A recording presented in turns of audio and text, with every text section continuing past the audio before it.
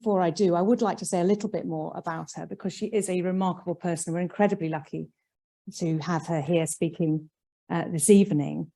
Fawzia started by taking a baccalaureate degree and entering a competitive medical school in Afghanistan. But soon after the Taliban took over in September 1995, women were barred from access to all education.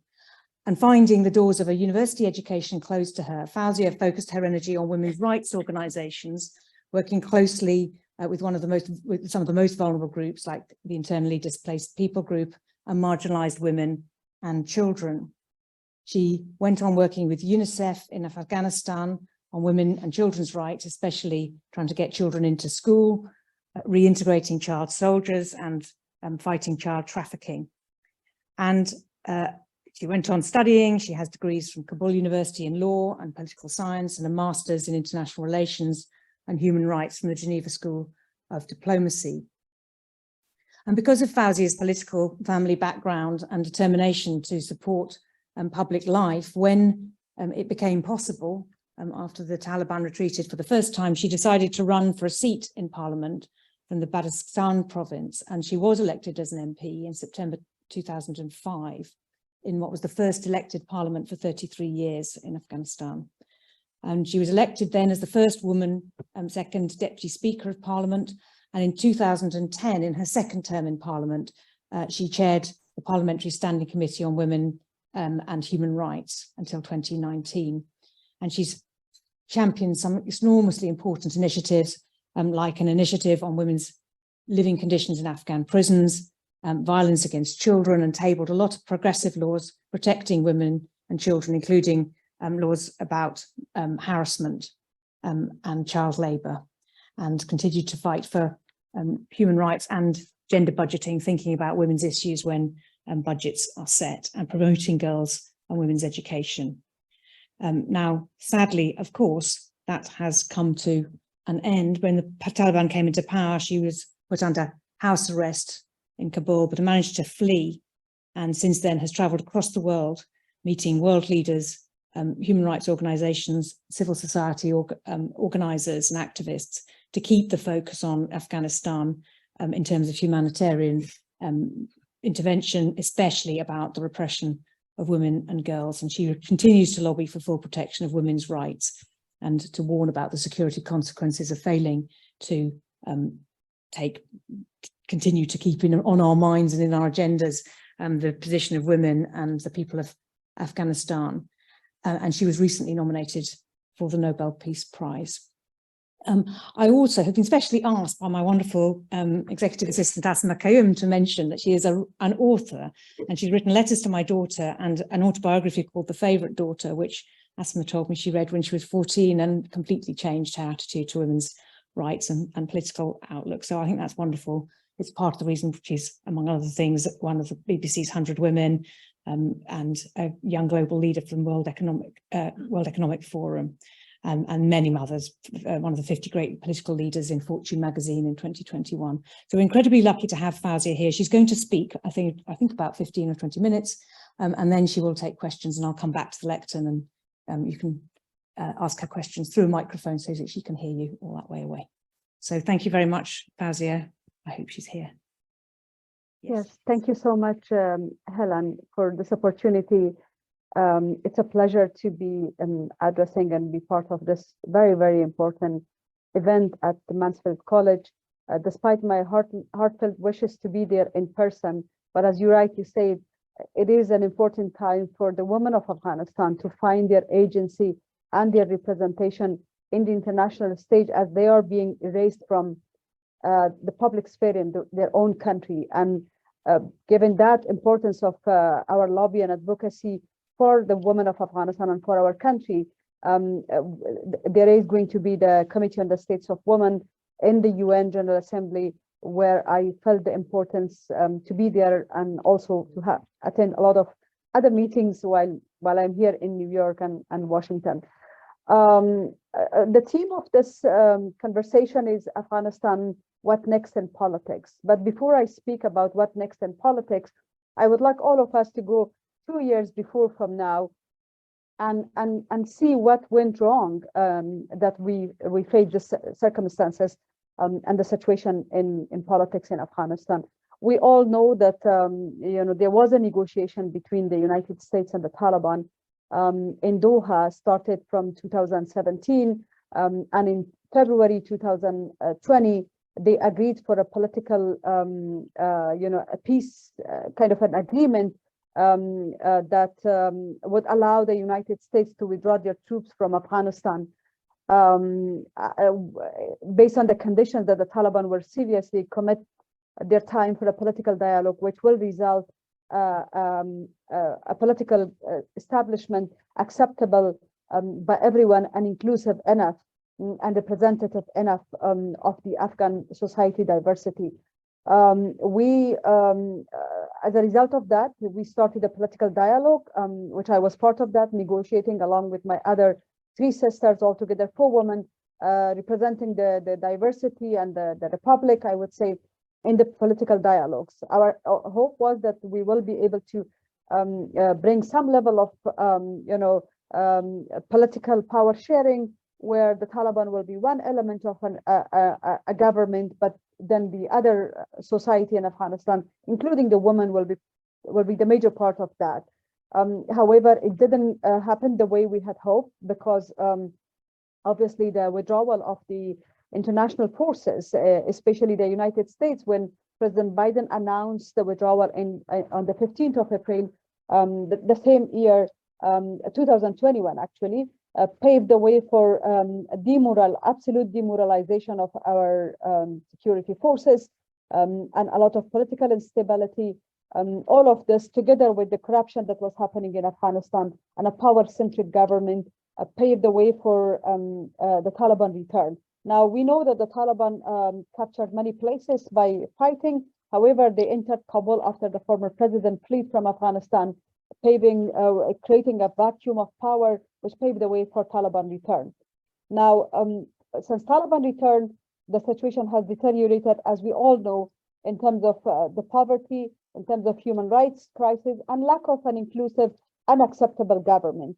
The Taliban today, from my perspective, are different from the Taliban as they were in 1996 till 2001, when I was, a student, as you said, Helen, in a way that the Taliban today are facing a nation that is in power, that is transformed, that is used to some level of governance, that is used to some level of connectivity with the rest of the world.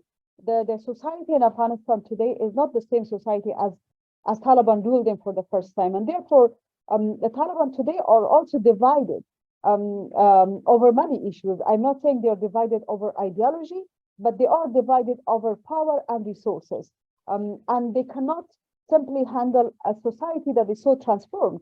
Obviously, when they were in power from 1996 to 2001, they took over from a chaotic situation where there was a civil war, and the people had hoped that the Taliban will bring peace. And that's why people had welcomed them in many places. But now, the Taliban had taken over from a government which was functioning.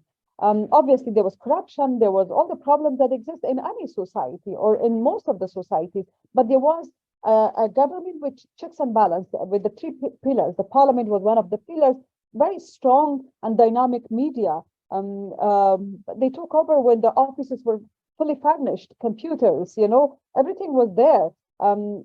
So I think simply the Taliban cannot handle that transformed society.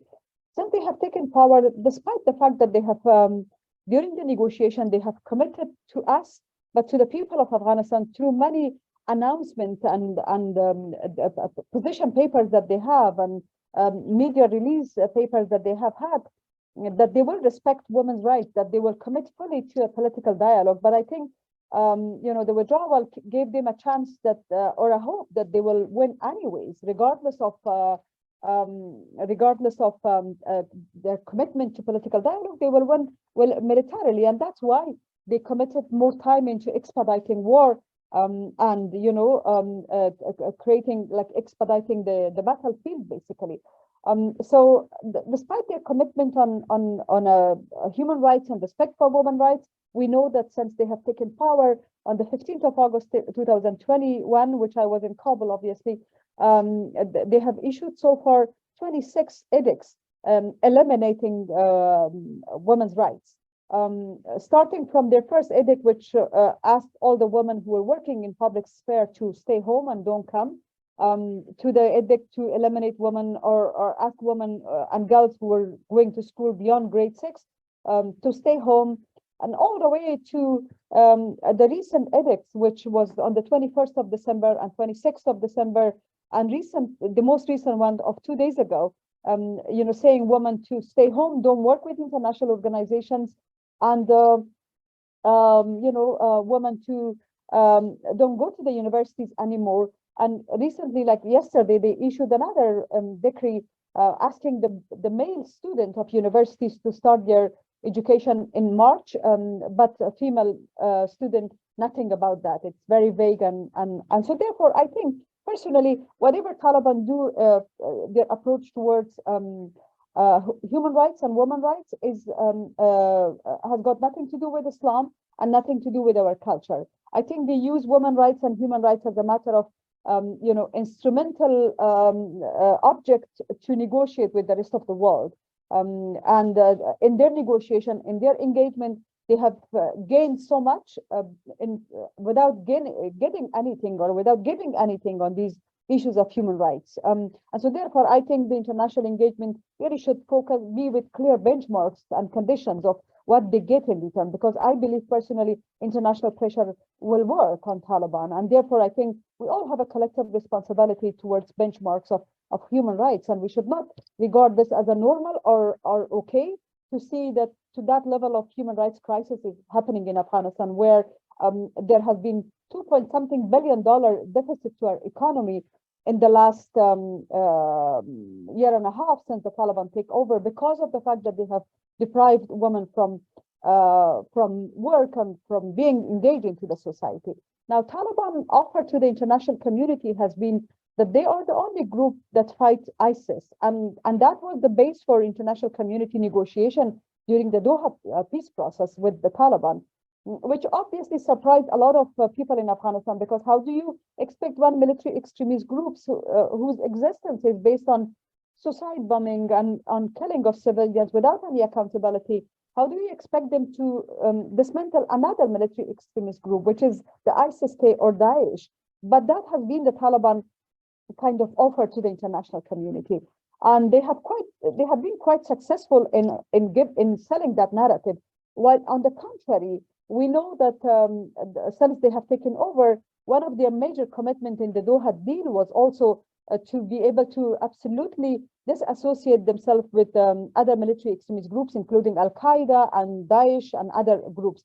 But we know that only 6 months ago, the Taliban, the Al-Qaeda leader, Ayman al-Zawahiri, was killed only a few meters away from the Taliban palace. So their kind of narrative that they are the only group to dismantle Daesh or other military extremist groups does not work, because nowhere in the world you can dismantle one military extremist group with another one. And in fact, this was, I think this is a mistake by international community always to believe in this narrative, because even when there was a Cold War and I was a child in the 80s, they were supporting jihadi groups to fight the Soviet Union then, with a narrative that the jihadi groups will defeat Russia and the Soviet Union without any clear benchmarks in terms of their performance on human rights and women's rights. And we know that the start of radicalization of South Asia, especially Afghanistan, Pakistan, predominantly started from then. And that's what's happening now. I can see already, based on my close contact with my constituents, but also based on my several visits of the region, including recent visit in Tajikistan, which is like 20 meters apart from Afghanistan. Only Amur River divides the two countries. I could see that there is a lot of training camps in Afghanistan side where Taliban are investing on their military. And in fact, they recently said to the UN delegation that was in Afghanistan that they have increased the reserve to $2 billion, which is another, and they don't pay for the people of Afghanistan, or they don't tackle the poverty, that money also goes to their military. So I think the more and approach towards security without looking at the social indicators in terms of human rights and women's rights is only going to further deteriorate security situation in the region and pose a global security to the world, because Taliban now changed the school curricula, absolutely, and the concern that we have is that probably the next generation of Afghans who go to school and university will be all Taliban generation in 5 years' time. The Taliban that actually embraces suicide bombing and believe it's okay to use violence, not only in Afghanistan but beyond the borders of Afghanistan. So, for instance, recently there were some attacks into civilian and police posts in Pakistan, and if you look at some of the social media feeds of Taliban, they share that because they think they have inspired many of these military groups to also kind of widen their base beyond Afghanistan. So their claim is not limited to Afghanistan. Their claim is bringing their definition of Islam to the world, I think. And that's why I think moving forward to look ahead, there is a need for a political dialogue, a meaningful political dialogue that will bring some sort of legitimacy and inclusivity into the political structure in Afghanistan. Now, that political dialogue could be woman-centric, because obviously women of Afghanistan are making history despite the challenging, difficult security circumstances. And we know that women who have been standing for their rights, protesting Taliban's repressive measures, they are being, detained. There has been extrajudiciary killing, arbitrary detention of these women protesters, but that never actually stopped them.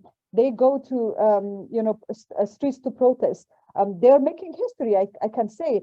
Despite Taliban ban on girls' education, they continue to go to, home-based schools or informal education and find their ways. Although, they ask women to stay home and don't go to the offices, but I know my own colleagues in 6 provinces of Afghanistan go to offices despite the real threat against them.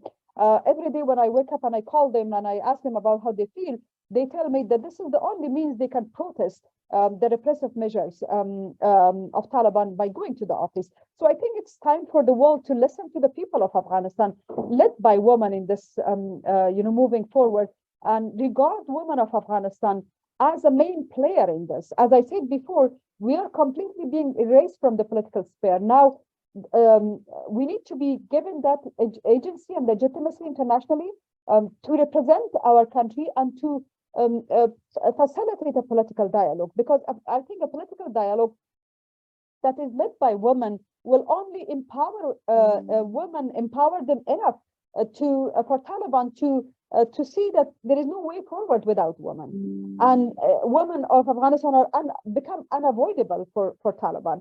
So therefore, I think yes, it's true that there is no kind of united political opposition, because they have not been given that platform and that stage to create that opposition, that platform for themselves. I think we need to give that legitimacy to the political opposition for a political process that includes Taliban. I'm not asking for exclusion, because politics of exclusion is not going to help. Taliban pursue the politics of exclusion anywhere in the world. If we try to only focus on excluding people without, looking at what people want and bringing legitimacy based on people's needs, I think it's not going to work. I believe the public space that we all enjoy comes with a responsibility. Now, Taliban do not fulfill their responsibility. They want the rest of the world to feed the people of Afghanistan. The UN, now there is a huge discussion about humanitarian aid. If women are excluded from that humanitarian aid, how will the world move forward in terms of reaching out to the women of Afghanistan? I personally believe that pressure will work with Taliban. So we need to really sanction them. We need to enforce travel ban on them. We need to expel their families and their children who are in the neighboring countries and in the region enjoying the best universities, while the women and girls of Afghanistan are deprived from attending school. So I think we need to really, on one hand, put the political pressure, on the other hand, pave the way for a political settlement. The UN Security Council can play an important role. While we know that the UN Security Council is divided over, Afghanistan case, but also over Ukraine, it is sad to see that the world is only able to handle one crisis at a time. But I think it's time for the world to come together and unite ourselves and look at Afghanistan as a priority. I know it's no longer making headlines, but it is a serious human rights crisis and a political crisis that if we really ignore and abandon it, it's going to reach to our own borders, not in terms of injustice, but also in terms of a security threat. Because a security anywhere, especially in the case of Afghanistan, we know not only from long years, but 20 years back, that it could reach to our own borders. So my plea to everyone is stand with women of Afghanistan meaningfully. If you want to support girls' education, do stay in contact with me. We can connect you with students in Afghanistan. But beyond that, we all must hold the Taliban accountable for their deeds, create an accountability mechanism, but pursue a political dialogue. I stop here. I thank you very much for giving me this opportunity to share my experience with this wonderful platform today.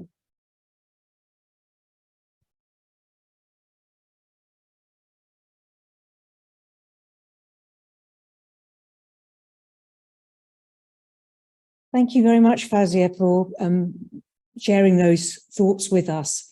I wondered what you thought the international community should be doing, because obviously the humanitarian problem in Afghanistan affects women and children at least as much, probably more than other people. So what would you advocate?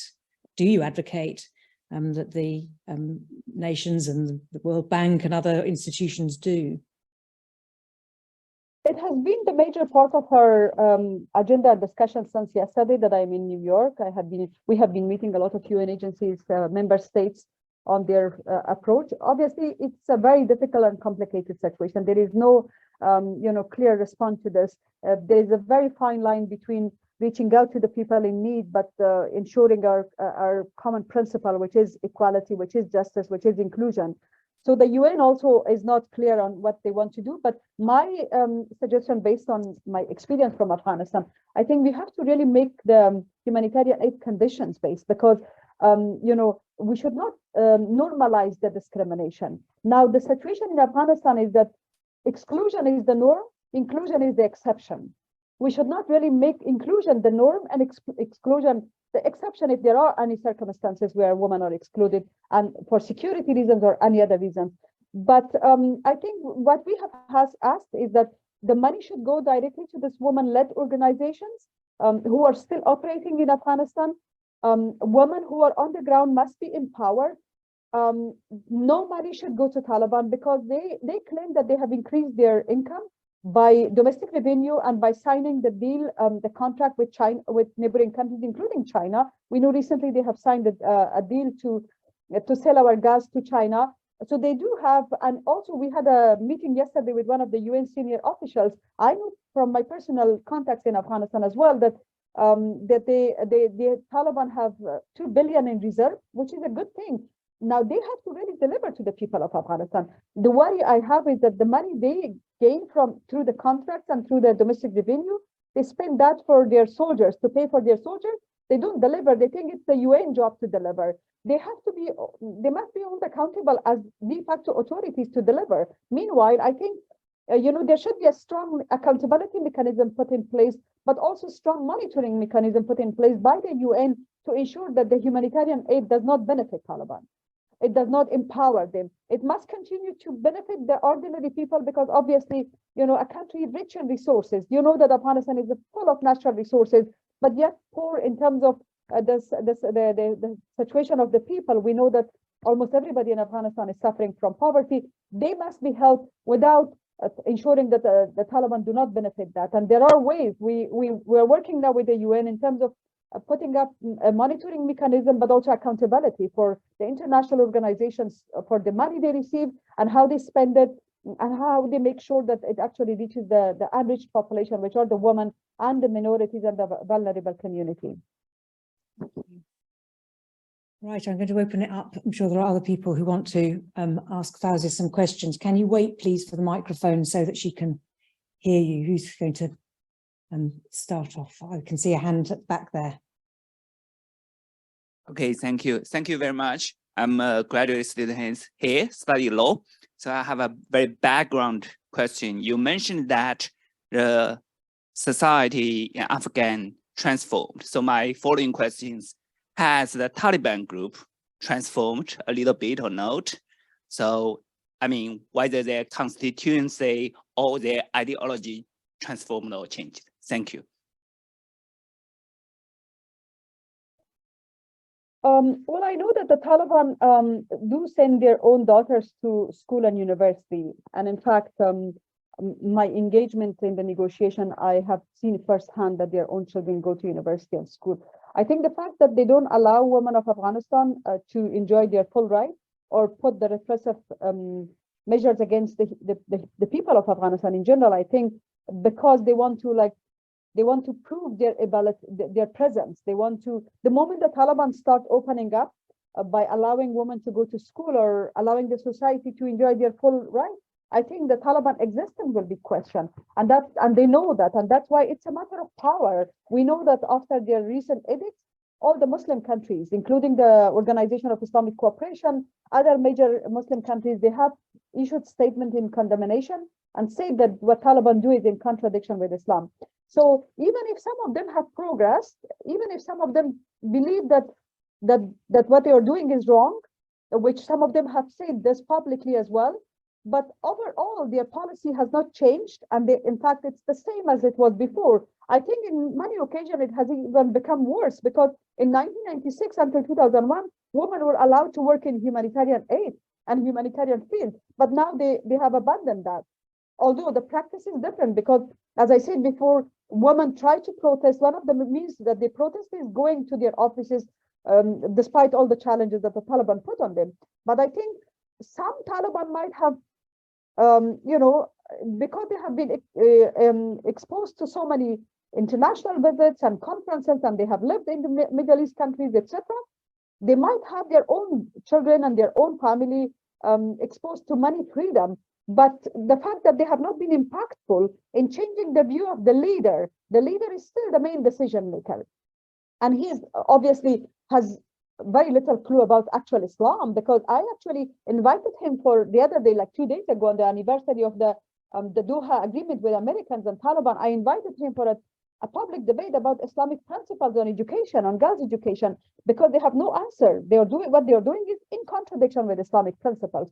They have those who have claimed that they have changed or they believe in girls' education or women's rights, they have not been influential on the leader. So it's wrong to claim that the Taliban have changed. They must demonstrate that the change meaningfully and adopt based on a transformed society that we have in Afghanistan. Fawzia, I wanted to ask you, you say the Taliban hasn't changed very much, but those 20 years or more when women and girls were educated, were in politics, you were there, people could see you there were little girls who knew there were women in politics. What do you think that has done to the way resistance to the Taliban will work? I think moving forward, there will be a lot of resistance by the people, especially led by the women. As you can see now, people are resisting in their own ways through digital platforms, through civic protests. They have all the means to express. I think one of the things that was underreported was that transformation of society in Afghanistan. Obviously, the media played an important role in that transformation. People have they know what does it mean to live in a peaceful life and have a government that is representative of your view, have a parliament, have representatives. They haven't had that experience when Taliban were first ruling. So they know what does it mean to live in a democracy. And therefore, I think, unfortunately, we have failed them. The world has failed to the people of Afghanistan in not fulfilling their democratic rights. Although people have done their job. I know that in 3 rounds of presidential election, people went to vote despite all the security challenges. And in fact, in one of the elections, I know that when people were inking their fingers to vote and return to their homes, Taliban on the way cut their fingers for voting. But that didn't stop the people for their desire to practice and exercise their rights. But if the situation continues as it is now, we do not offer people an alternative, and Taliban continue to revise the curricula to make it more radical.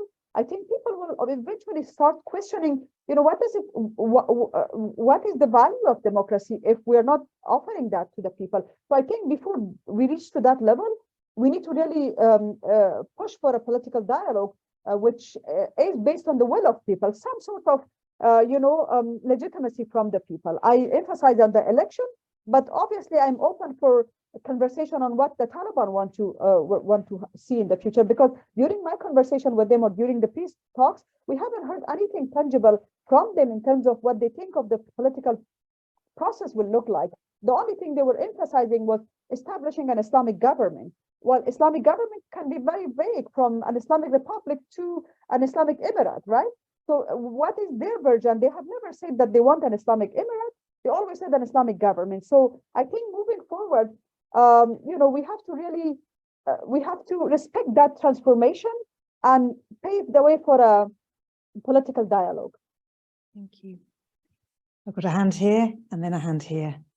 You just wait for the microphone, please.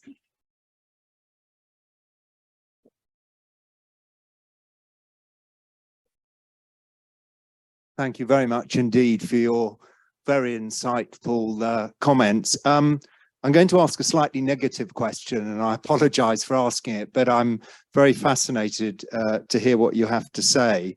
From all you've witnessed, it sounds now that you still have faith in the international community and possibly even international organizations. I was wondering if you could share why you have that faith. Well, this is a question I'm often being asked by the people of Afghanistan. They also tell me that it's the same international community that abandoned us. And despite their promises that they are there to support people of Afghanistan, fulfill their democratic rights, dismantle the military extremist groups, etc., they left in the middle of, and basically without any inclusion and consultation with the people of Afghanistan. That being said, I think what I'm trying to say is, obviously Taliban now have new partners. They have China, they are now leaning towards the region. We know that 3 days ago, Iran opened or gave our embassy to Taliban. They have been working with the region. So unlike the first time they were in power, so obviously this is something we need to increase our presence. The region is very important. There are geopolitical powers in growth in the region. But all of that being said, I think there were mistakes that were done in the last 20 years. What I'm trying to say, what we're trying to campaign for is engagement, reversing some of those mistakes. Because we are living in a global community that if the West, international community, does not use its leverage in the region for Afghanistan, Afghanistan once again will be put in the wrong hands of our neighbors, from where, we were beaten up so many times. We don't want that history to be repeated. Now, that being said, I'm not saying that the rest of the world, the Western world, was a perfect partner. No, but in choosing between bad and worse, we would like to choose bad, and that's why I think we want to still continue to have that partnership with the world and ask them to use their leverage for a different situation. But we also want to engage with the region as women, and I think that's why the women agency must be given officially to them.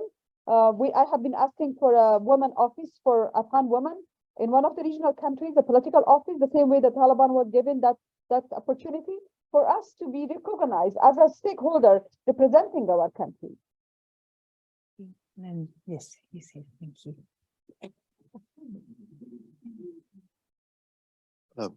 Thank you, Ms. Koofi. That was absolutely fascinating.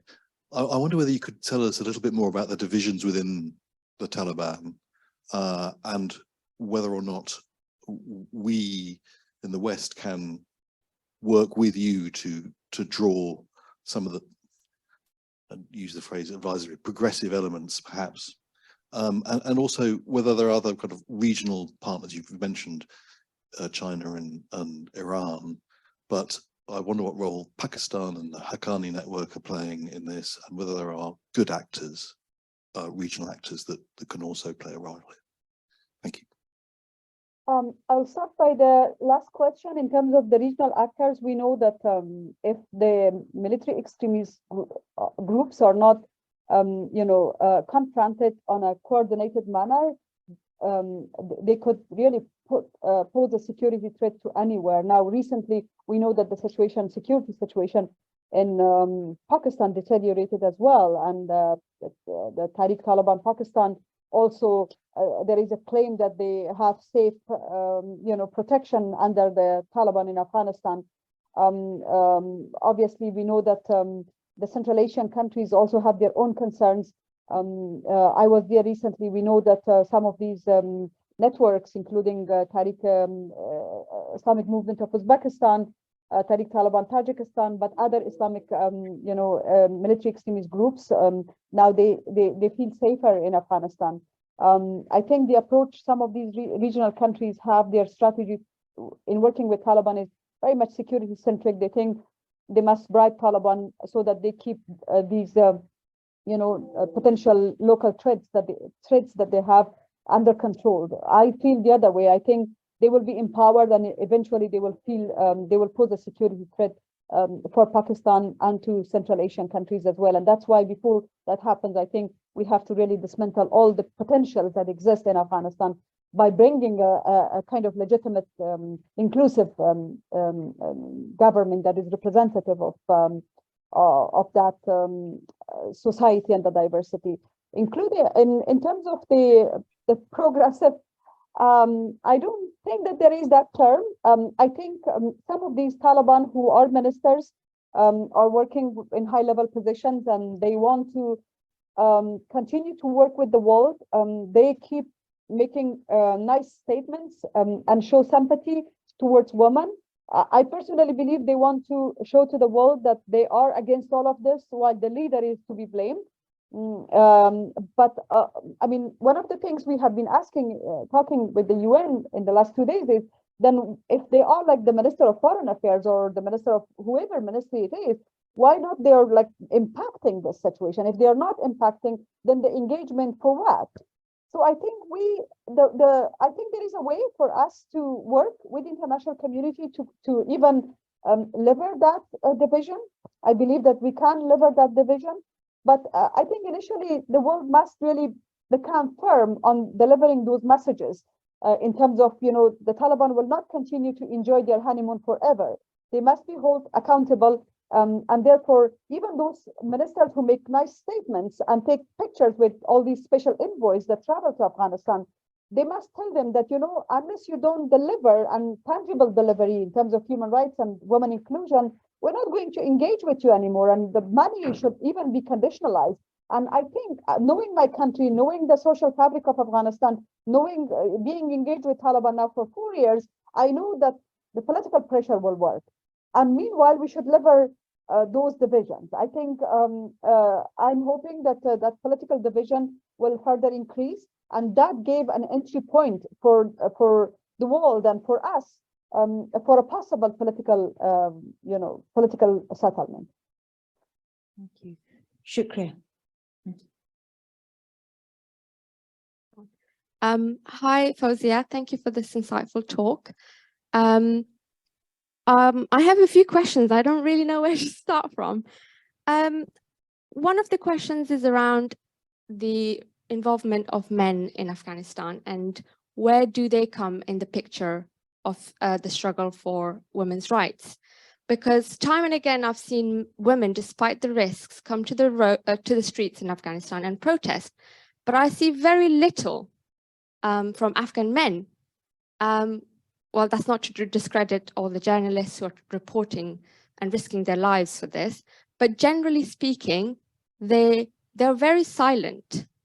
Then the other question I had was, sort of the public opinion, has it changed about Taliban since they've returned? And it's been nearly 2 years. So, and because I have family members who go back and has been back since, whilst they say that poverty is rampant there, but they have security. And that's what the Afghan society have been craving. And they some of them have expressed opinion that they are willing to trade off their right to education for security, which I know is only a minority of number of people. But I just wondered if you know anything about the public opinion. And then the last question, sorry, it's too many, is just around your mental health. Like, how do you keep going? Because I aspire to sort of go into the human rights advocacy, but every now and then when I log into Twitter, I just keep hearing stories, seeing these, honestly just puts me off. How do I keep going? How do I care for my own mental well-being, as well as speak for these people, speak for my people, and if any life hacks you have, I guess. So yeah, sorry for the very long few questions. Thank you. Thank you, Shukriya Jan, for these important questions. On the role of MEIN, this is something, as if you follow my public position, I have always been encouraging MEIN. And in fact, when the ban on university happened, the edict of 21st December last year, 2022, we know that there were a lot of reactions from male university professors and university students. Some of the university students actually in the very insecure or traditional provinces like Kandahar and even Nangarhar, they did not participate in their final exam in protest to their sisters being deprived of the universities, and male resigned, and some of the male professors who resigned, that they were arrested and arrested in a very brutal way. It is much more riskier for the male community, and the Taliban intelligence, they even check their social media if there is any comment on support or against the Taliban, and in support of any of these social movements or civic movements. They arrest them, they pressurize them indirectly, and probably about some of that. But that being said, I think recently there has been that small move from the main of the society. As I said, more than 200 professors resigned in reaction, but obviously they have made that difficult choice because they don't have any means of survival. And with some of them I am in contact, because a group of women, we volunteered that we will pay for their salary, we will collect money and pay for their salary if they resign, because we know that they need money. And a lot of them are in contact with us. They are suffering from economic crisis. Now, on the public sentiment, obviously there is no accurate data about public sentiment. There has never been about any government. We don't know whether how much support a government has, except you go conduct an election. From the people that I'm in contact, they are very disappointed. They are so hopeless about what's happening in Afghanistan and the way it happened. And obviously they are hoping that this situation will also change. The only thing that keeps the people of Afghanistan moving and keeps going is, I think they think that this situation is not sustainable, because I'm sure we all agree that politics of exclusion is not sustainable. Now, about the Taliban bringing security, obviously Taliban were the source for insecurity. They were the one fighting. They were the one committing suicide bombing. They were the one committing targeted killing. So yes, on one hand, in some provinces, the situation might improved in terms of security. Although we know security is not just the absence of war, right? It's more than that. It's about rule of law. It's about feeling safe in your home. How does it feel when you wake up every morning and you think that the Minister of Interior of my country is somebody who was training people on suicide bombing to kill the civic population? Obviously, it's not a security and safety as such. But also, we know that only during last April, during 1 month, 250 civilians were killed as a result of the so-called Daesh or ISIS attack. Recently, 3 weeks ago, when the UN delegation was in Afghanistan, there was another attack in front of the Ministry of Foreign Affairs. 25 young, talented diplomats were killed. So, and every day there is a security incident. Most of them don't get reported because of the fact that media is not active across Afghanistan, as we know. So I think by no means, if you travel from south to east, west to north, Definitely, Taliban will have do have their own constituents, but across Afghanistan, people are not happy with the way the country is being ruled and the way the Taliban behavior is. But they have no choice because they think the world has forgotten them. The political community has not been able to mobilize and create an alternative. So they are caught between, as I said before, in this case, probably worse than the worst even options. So that's why we need to give people hope before they completely hand themselves to Taliban, I would say, because even now they have some level of hope. In my conversation with them, they ask me what's going to happen. They think that the political and civic community should actually get together, and that's what we should do, to get together and create a hope and create a platform for unity and cross all these ethnic divisions and whatever divisions that happen in Afghanistan, and do not let Taliban to be the only representative of our country. On the mental health, yes, it is a very toxic environment now, but I'm worried more about the mental health of those women who lost everything, with whom I'm in contact with every day, and I'm sure you are as well. The moment you talk to them, after a few words, they start becoming emotional for what's happening and for lack of clarity about their future and for all their hopes being shattered and for all the future that looks very dark for them. So mental health is something people don't talk about it. We're all traumatized, I think, more on people on the ground, but we are also for losing everything the way we lost. But as a leader, the expectation from us is to look ahead and to be functional. I think one of the things that keeps me moving is, seeing the resilience of all these women and men in Afghanistan, and hoping that there will be a political settlement soon, at least for us to all get together. Thank you. Thank you. Yes, I have a hand here. Thank you. Thank you so much for sharing what you have so far. I just wanted to ask, you've mentioned that there are women's groups who are still present who are trying to support women and girls. Could you say a little bit more about what they're able to do and how they're helping women and girls to stay mentally healthy or to resist, and what we in the West can do to support them? Mental health is one of the things we want to focus. The focus has not been there on mental health and providing counseling and sessions to the women who are, the immediate affected society in Afghanistan. So there are still education institutions that provide education for women in grade 12 or A-level. I think they call it in the UK. I think we should provide scholarship for those who graduate, because obviously yesterday edict was that only boys can come to university, no girls. So if there are opportunities that you could provide scholarships, if not to the UK or US or West, at least in the region, for instance, in India, in Turkey, in Central Asia, in Pakistan, that will help these women create a hope. For instance, we have schools for 1,200 students. Now the students keep asking me, like, what will happen if we graduate in April? What does our future look like? I'm trying with other people to see if we could provide education, higher education opportunity for them. But obviously, we cannot do it without your support. Now, if you can, and if you have time, if you could provide online English classes for these students, as I said before, let me know, we will connect you. There are some women-led organizations in Afghanistan that provide job opportunities for women in the field of agriculture, in the field of life skills, etc. That also is combined with mental health. This is something we want to expedite and expand also across Afghanistan.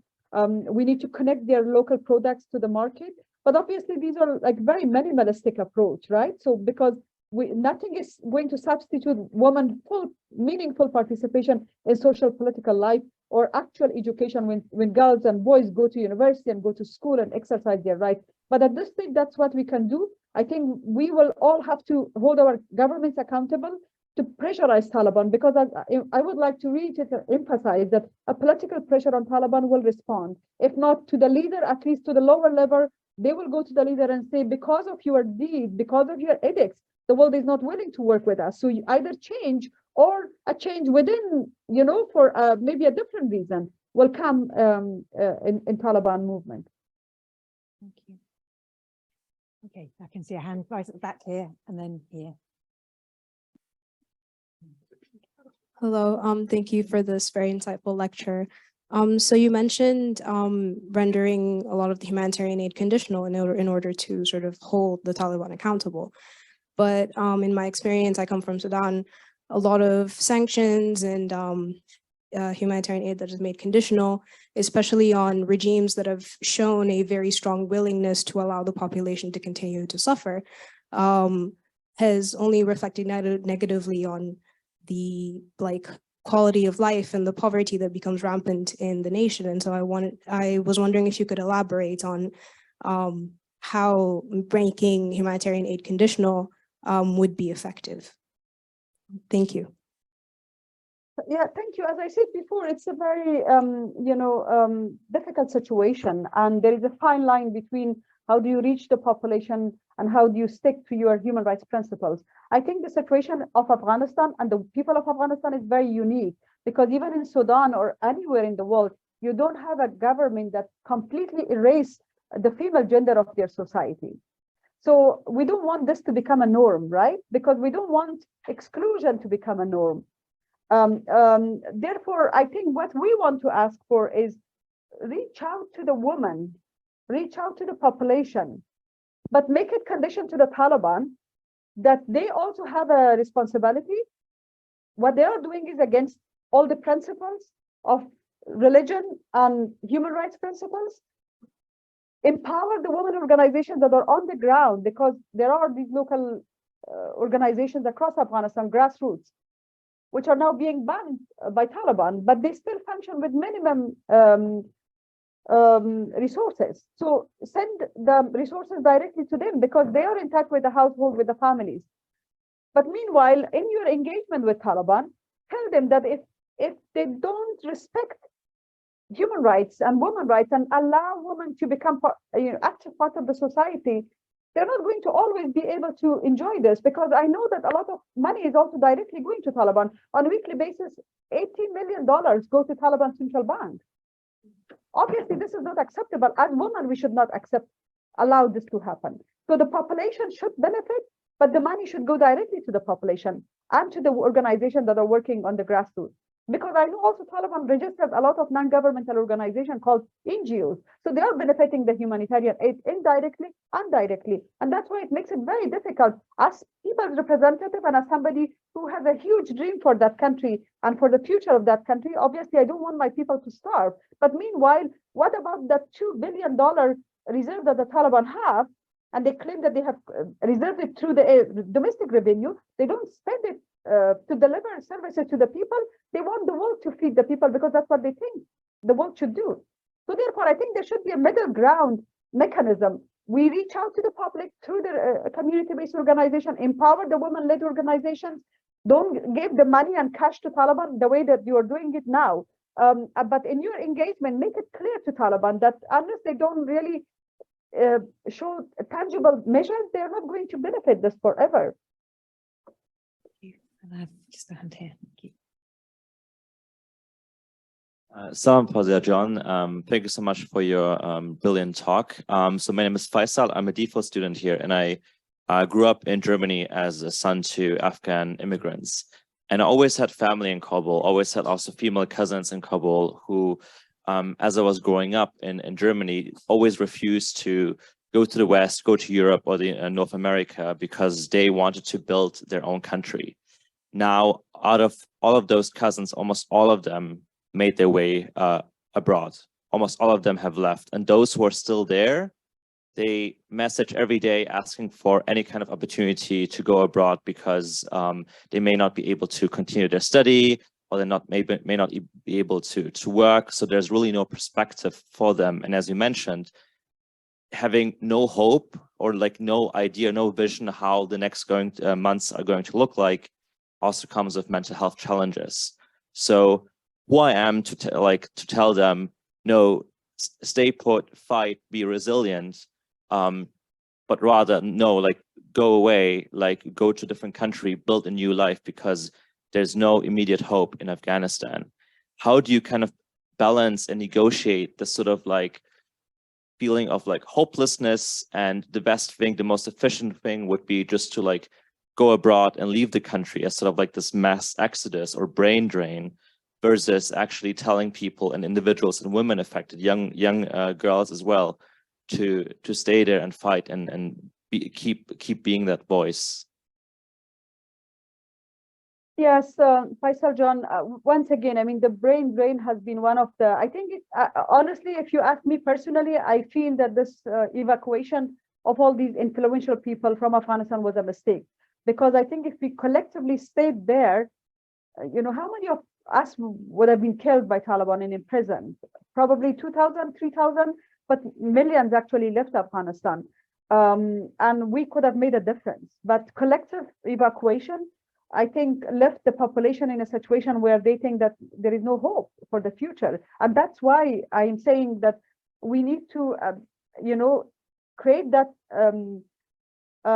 light at the end of this tunnel by giving women that agency that they require. And that's why I said, you know, having a woman office, political office, and recognizing women as a potential alternative, or women-led political process that a potential alternative for Taliban will create some sort of hope. Because how many of these people we can, as you said, we can support to leave, but who are we to tell them to stay? Because also this happened to me when women protest, and they are in touch with me after the protest. They are arrested or they are, you know, beaten up in the streets, and then they call me and they say, now it's time for us to leave, at least temporarily. And I'm like, even if you leave, who is going to be there to raise this voice? So it is also personally difficult for me, but I think, you know, obviously the expectation from us is a different level of expectation, while we are also human beings with that mental health situation. That's why I think we are working, and the world must listen to us, not only demonstrate sympathy, but listen to us, and not only show all these issue all these statements, but, you know, make those statements into action by supporting women to lead this dialogue and bring all the political community together for a hope that there is going to be a political settlement. Because for now, Taliban see themselves as the only victorious group, and they say that we defeated Americans in the West and NATO.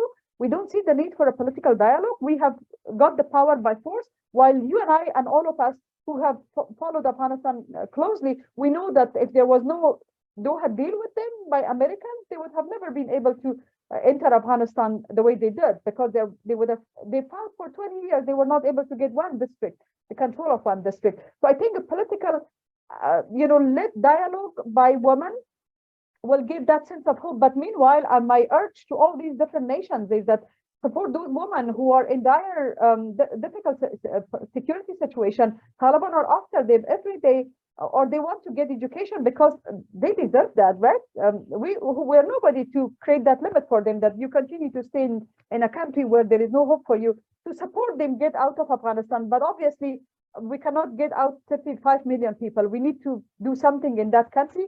And for at this stage, for me, the immediate thing is go beyond the humanitarian aid and support the political process. Fawzia, thank you very much for your bravery and for your advocacy. And thank you also for spending time on what I know has been a very busy day to still join us, although you are in New York. We really appreciate your delivering this year's Hands Lecture. Thank you very much. Thank you. Thank you for having me, Madam. Thank you.